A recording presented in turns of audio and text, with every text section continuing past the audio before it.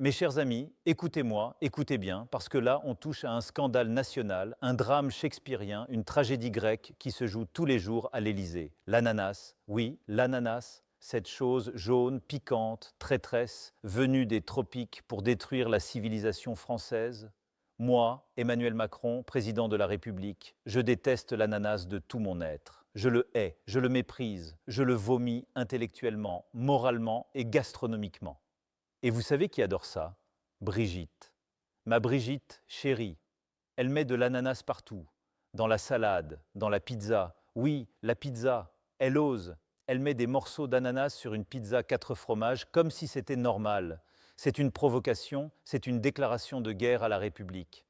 Hier soir, elle me sert un plat exotique. Elle dit ça avec son petit sourire de prof qui va me coller un zéro. Dedans, de l'ananas. Des gros cubes d'ananas qui flottent comme des mines marines prêtes à exploser dans ma bouche. Je regarde ça et je dis « Brigitte, qu'est-ce que c'est que cette abomination tropicale ?» Et elle me répond avec son calme de maîtresse d'école « Emmanuel, c'est bon pour la digestion et ça fait voyager. » Voyager? Mais je voyage déjà assez, madame. Je vais à Bruxelles toutes les semaines.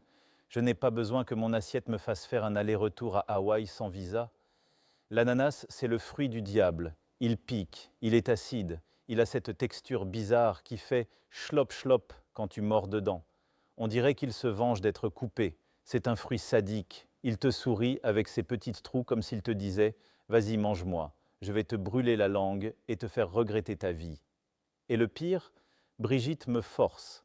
Elle me regarde avec ses yeux de baby-sitter en chef et elle dit « Allez mon chéri, juste une petite bouchée pour faire plaisir à maman. » Maman, je suis le président, pas ton élève de CM2 qui refuse les épinards. L'autre jour, elle a osé mettre de l'ananas dans le riz au lait. Dans le riz au lait, mes amis. Le dessert sacré de l'enfance française. Elle a transformé mon riz au lait en pina colada traître. J'ai failli convoquer un conseil de défense nationale. Je lui ai dit « Brigitte, si tu remets encore une fois de l'ananas dans ma vie, je vais nationaliser toutes les plantations d'ananas du monde et les transformer en champs de betteraves. » Et elle a ri.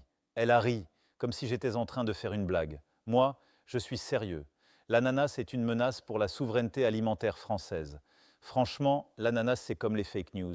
Ça a l'air sympa de loin, mais quand ça rentre dans ta bouche, ça pique, ça brûle, et après tu regrettes pendant 3 jours. Et le comble, elle me dit que c'est vitaminé.